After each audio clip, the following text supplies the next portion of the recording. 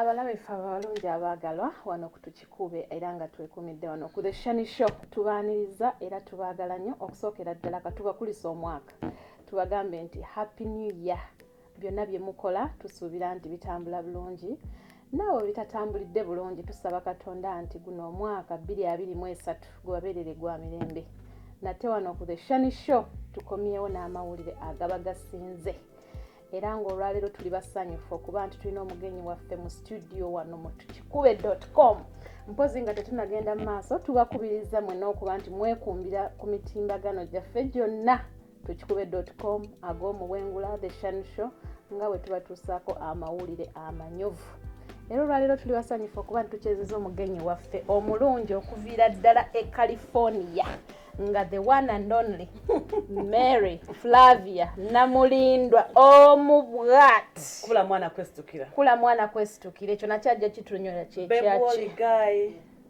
ani Bebwoli guy oyina gayi Gutted. Okay. Ebirala n'okusinga waawo mpozi Namulindwa tusanyuse nnyo okulaba no ku The Shani Show. Nakula balingo hostinga omukyani ngamba waawo nange wande Shani wo hosting. Olwaleero kati gwoli. Here I am. Kukanayo kyani wano ku The Shani Show. Kali wakagenda okunjocha. Mpozi nga tetunagenda maaso abalabe fa abalungi katweyanjulire. Inza neyanjula mu butongole amanya g'amatuufu yani tuwulira nze kanakulya kanayo cyane naye banna amanya amalala si kwega olwaleero kagatubulira amatuufu Mary Flavia Namulindwa kubula mwana kwesitukira linnya kubula mwana kwesitukira linnya limu kubula mwana kwesitukira yes linnya lya lugero lya mzee wange nti kubula watu ina mwana totuma in case you have no kid totuma yimuka buberetere kwegamba gwe kenyine weteremu amaanya gafuna mwana watu muina totuma mwana w'abandi kubula mwana kwesitukira watu ina mwana wesitukire totuma baba abanno yes okay bulijjo no manyi nti kintu just kyakusaaga munaye linnya omwana unabadde atya okay nange nja kufuna ye linnya ate bafuna lifune linnya lya lugero lya tata wange kati kage kutalina kati pozo nofuna lya baawo we wow nofuna baawo nga yani nno tumenya linnya kyawo musajja mtote yesiga mwana toyina kikamu ontadde kikaaki asimanyi mpagaliza ab'ensene bebatya bebakalibala obulidde kalanzi naye kalibala ono twalibaddeko nnyo naye bakalibala katukiriza Katonda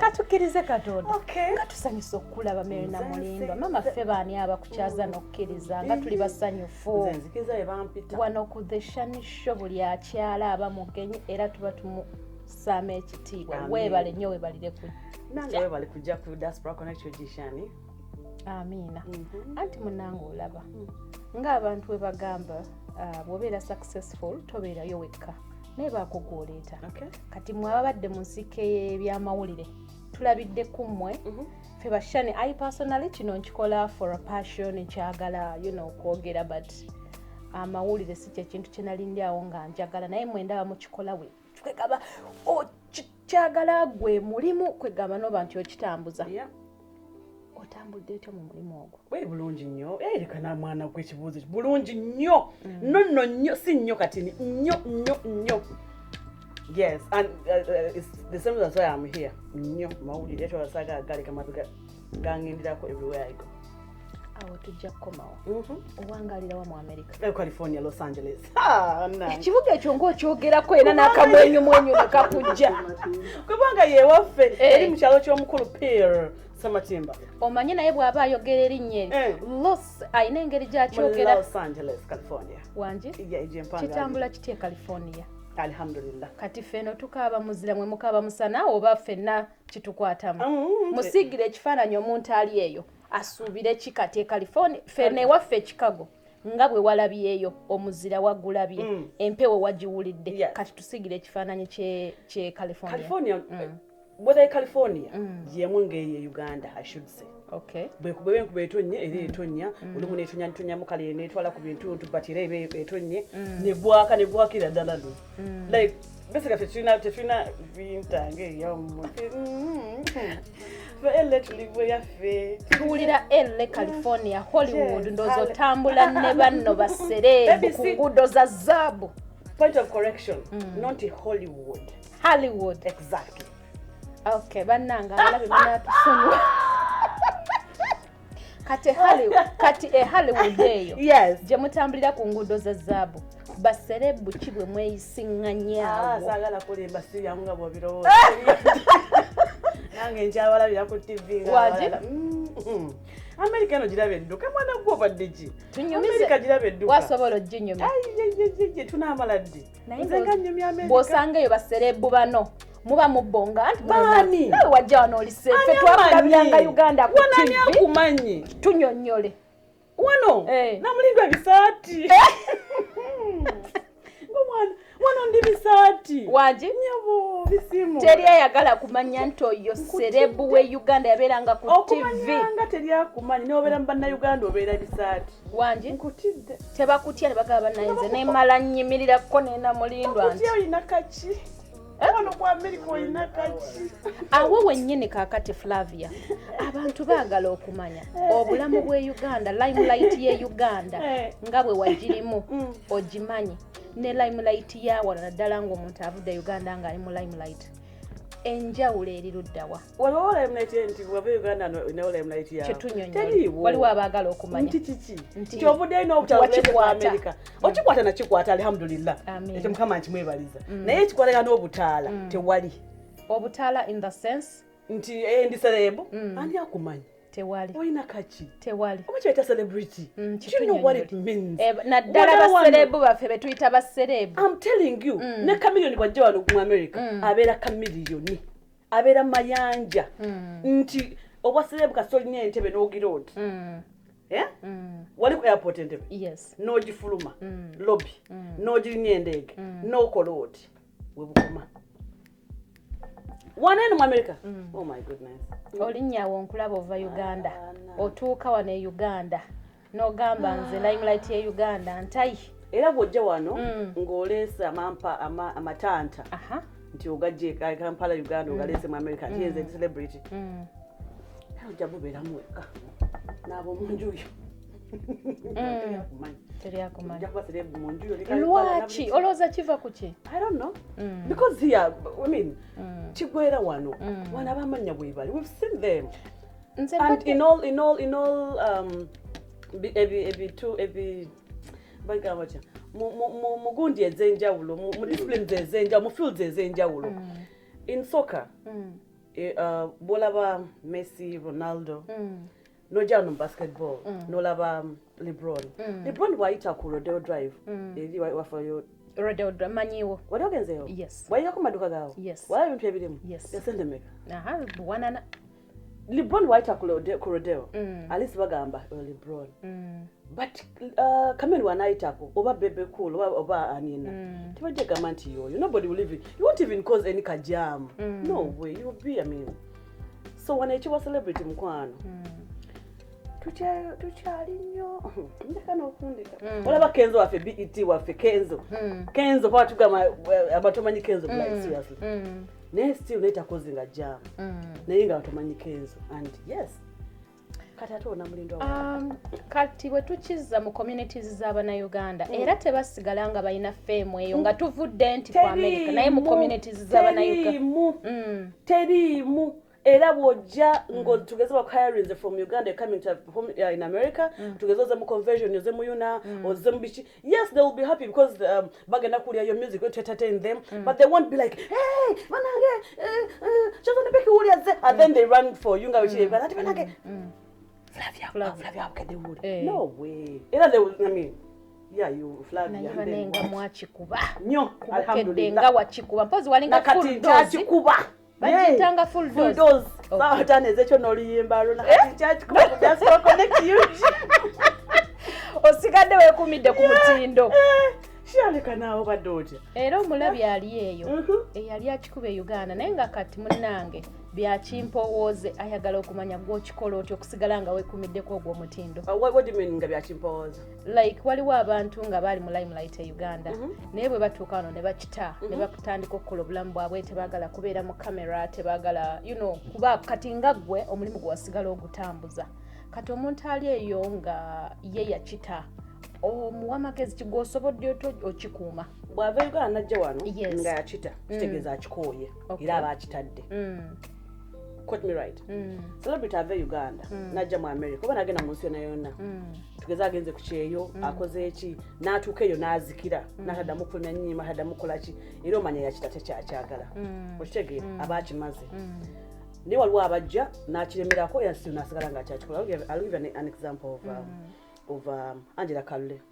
Angela Kalle ali Boston. Yava Uganda, superstar muyimbi mulungi. Up to now akyayimba. She has a live band jayimbirako e Boston and things are moving on well. And she's even doing new music. Ochulira. Caritas Cario, they're still doing new music. Karim Sava, they're doing new music.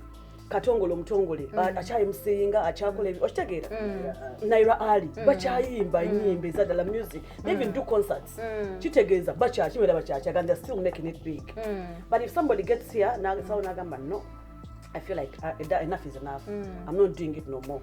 That's okay. That's okay. Kitegeeza akitadde buti naye nga tekiriko formula nti I have to do this, I have to do that. No way. Same, everything same. Buli kimu kyekyo. Kuba music promoting it will get there. Tunkano tuyagala kubeera mu limelight, kola bintu byo, mind your own business and that's it. Okay.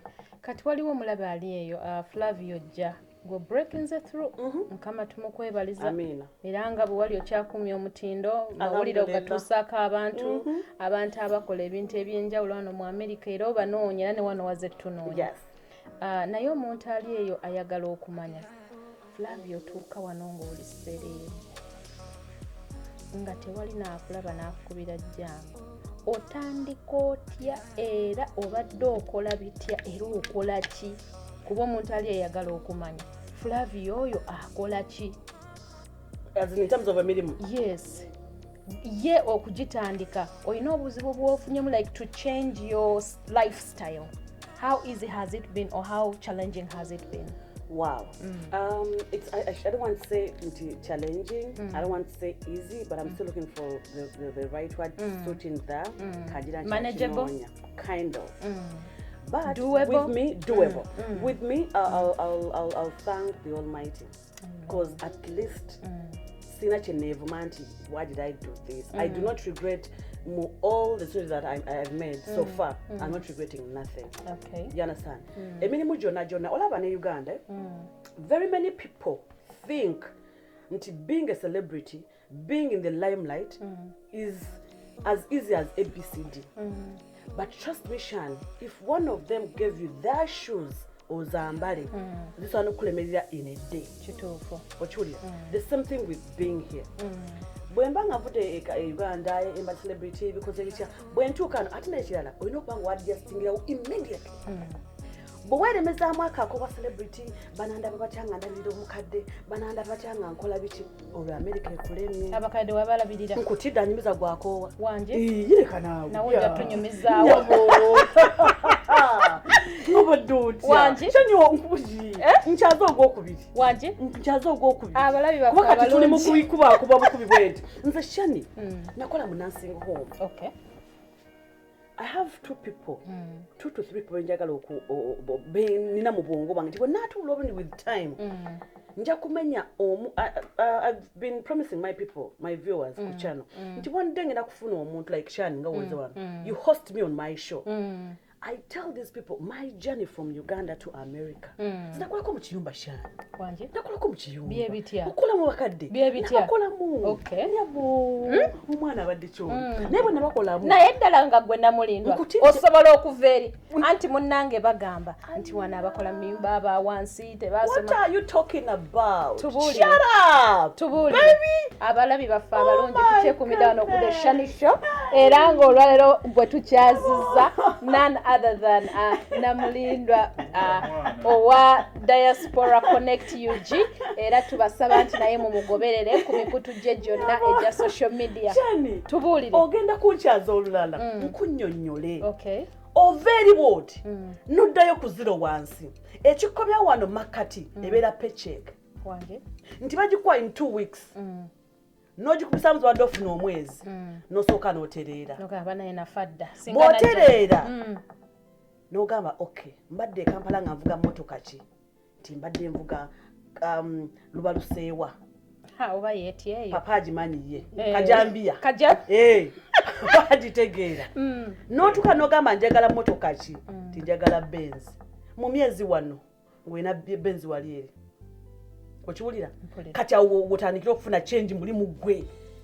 Nga wakagula Benz osooka ogamba kale nkubaayo selfie nkubaayo ebifaananyi opostinga. Bipostinga ebyo bibangawo.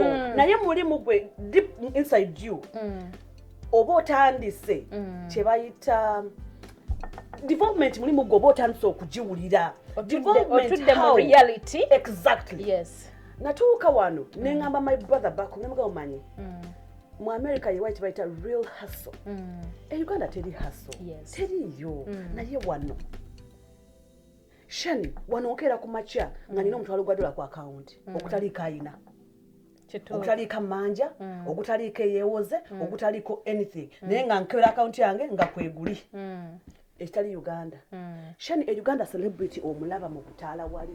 Naye nga n'omugamba mpaayo miliyoni ya sente emu dola 3 nga tabirina. Kituufu. Sente zonna zigwera mu to maintain lifestyle gye baba beetaddemu so kibeera kizibu okuba nti Shan funa obudde onkyazi. Wanje? Funa obudde onkyazi. Nkukyaziza ne kaakati bitubuulire. Nze nja kunnyonnyola. By the way, sinnafuna muntu annyonnyola kyeyo nga bwe nkiina mu mutwe. Namulindwa. Nnyabo. Ebyo nabyo bye muwulira biboozibozi. Ejakalamba buuli. Buli muntu afuna visa gye. Gwe tebakotogedde. Batera gamba nti batukotogera bw'omubuuza gamba bizibu gwe obawaddeyo buli afuna kantu ke wali. Ajje wanatuuke ku oba bizibu nze nga mbikola. Lwaki gwe tobikola? What are you talking about? Nate sente zo bazaagala. Buli weekend nakusabayo 10. Mukyala oba bizibu nze nga mbikola. Obutiti nze nga mbubaddemu. Omusana nze nga ngulemu. Wamma buli afuna chance. Genda ensambi afuna visa jangu mu America. Genda wali funa visa ye Canada genda. Genda yasule ni bwekoze bitya Europe Schengen gifune. Genda South Africa gezaako ekyeyo kibulire. Omanye bwe tubeera no ku the channel show ndowooza ne ku Diaspora Connect abantu twagala obbasiigira ekifaananyi. Nze nali naakajja wano nabuuzaako muganda wange nti naye America yaliwa ati nga nze manyi oli ow'omu firimu waliwo bakanyuga ekisente ky'essente ne ziyiika ne bayita ku street nga yina etemagana nangamba ayo na America ne mugana edda naye omuntu ali eyo bwe tubabuulira ebituufu kati nga bwe tubyogera bagamba abo batukotogera tebatubuulira bituufu naye twagala okubabuulira nti bye mulaba mu firimu byawukana ne reality era nga bwe tukugambye nti omala kutuula wano reality n'ekutuulamu bw'oba togikkiriza yeyo depression yeyo stress naye bw'ogikkiriza nti kati yeeno gye ndimu entuddemu ate obulamu bukwanguyira obulamu obusanze oti bulungi nze sitena shani nze natuuka era tolina kyonnyonnyola nze kankubulire wano ku America nkikuba ne Uganda nkikuba otya nze ninga musajja kiti kya muwogo atubuulire wokisuula we kikola ki kati ate Uganda okikuba otya ng'oli wano wonna nkikubirawo otya kyekugamba nti bwe mbeera nti kati nze Uganda nkikubirayo okay bwe mbeera nti wano ku America nawo nkikubirawo gwe musamma ne tubalinda mu December nzija n'oyiwa ate ebyo sibikola kankubulire eyiyo yatuuya baby by the way teri nkuba kyeyo wa America asobola kuva mu America n'agenda e Uganda n'amansa sente abo baba baawa ekyo nkibadiramu wano ku kamera teri nkuba kyeyo quote me right ava wano mu America ava London ava Canada naddayo e Uganda n'omusanga mu bbaala ng'akutte bando ya sente ali muzikola bw'ati dollars ng'ali muzikola bw'ati sinnamulaba Kiva ku kyolowooza. Baby, this is hard and money. Kyokka zirize bamansa. Tezibeera hard and. Nenda sebo. Ezo ziba za ddiiru. Naye anyway, tetujja ezo ziba za abantu tubabulira ekituufu. Reality. Wantwali weziri naye ze ntono. I'm telling you, papa weziri naye ze ntono. Sente ya shifuti ku shifuti. Sente ya parawa. Nziba okumansa. Oba ogikuŋŋanyiriza mwaka gw'omulamba ate ogenda ogimansa. Abalabi baffe abaagalwa tukyali wano tusiibule. Kyayinza ojja kunziza nkunyumize nga tulina obudde obungi walijje California. Obudde obungi. Nja kunnyonnyola. Tugenda kumuyita wano atuwa olugendo lwe. Era mbasuubiza bali ku Shani's show. I'll be back. I'll be back and I'll give you each and everything from the word go. Obugalo. From Entebbe to America to Weya to California. Your people. Tusiibule. Namulindwa. Kuba mbalina kusuulula. Waliwo ababuuza. Abaana bali bati. Balungi. I have very beautiful kids. Very beautiful. Sijja kubuuza bameka. Nze ndi mukyala ndi muzadde. Ky'omanya ki? Tugendera awo. I have kids and they are so beautiful. My kids, I love you so much. I love my kids so much. My family, I love you. No, my husband, my awo mbadde saagala kukwatawo. No, tumeko butumiza. Olumu ate nanyi husband. Mbuulira gwomba. Olabadde kawo niwesalako ebigambo. Nange mbyesalako. Okyesazeeko ekyo. Ekyo kyesazeeko. Weetumye omugambo. My friend, nkutumiddeko ogamba otya. Nkwanja muna batumiddeko. Ekiddako kye. Gambuuza. Kaakati ekiddako tugenda Dallas mu 2023. Era wano ku Shani Show tetusobola kuvaawo ng'abantu mwena tetubakunze kwewandiisa. Abatalina membership mufune membership. Abalina membership nga zaggwako renew your membership so that musobole okujja Dallas 2023. Omwaka gugenda kubeera munyuvu nnyo, convention egenda kuba nyuvu nnyo. Leero babaleetedde ebintu bye mutalabangako ate nga kwotadde n'okulenda abakulembeze bagenda otulabanga maaso. Bagambe weesimbyewo. Kwa secretary, general secretary. Chibangambire. Abali ku Shani's show, amanya nze Flavia Namulindwa. I am so proud of my name and proud of myself. That's why each and every day, each and every time I feel I get a chance, I make sure I introduce myself. We yakatwega taka tamanyi no yango manya. 2023 we're having Yuna conversion. This conversion happens every year. So this time around we're going to Dallas, Texas. Tugenda kulonda abakulembeze baffe besimbe ku bitundu ku bifo ebyenjawulo and ku bifo ebyenjawulo Shani yesimbe okuba general secretary. Vote for her. Vote for her. Vote for her. Come 2023 Labor Day weekend. Register now. Alibadi kweziri $2 renew your registration just in case you were renew. Register abapia. Come be a part of it. This time round, chimchele mabugumo. Chimchele mabugumo. Nawe olirabye. Naye nzo bakolo nagenda nga kulwa kusatu. Kuba njagala nkole Yuna. Wanje. Amaaso gakubeere nnyo ku diaspora connected. Naye Namulindwa njagala kwebaza.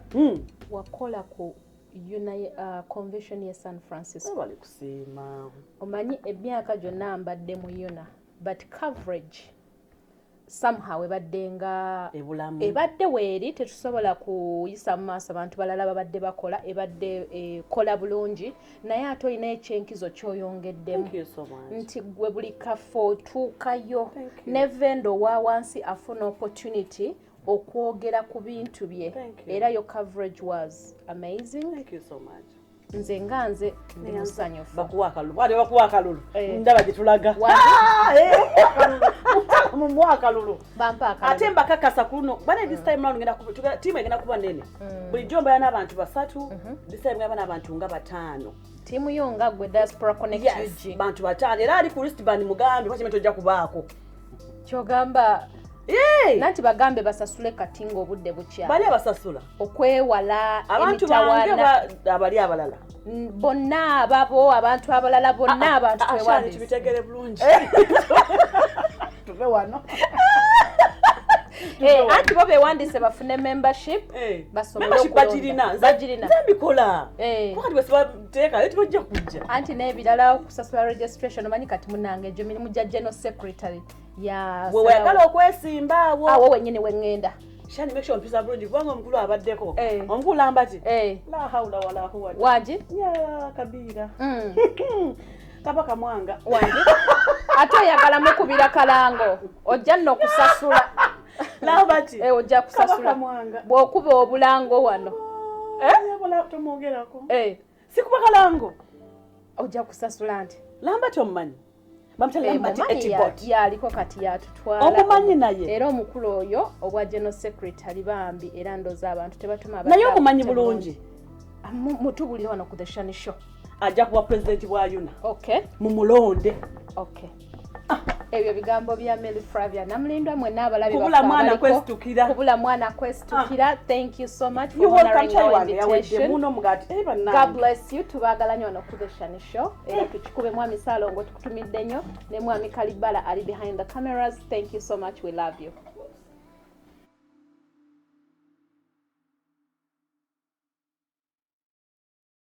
Tukikube okiwandika nga bw'okiwulira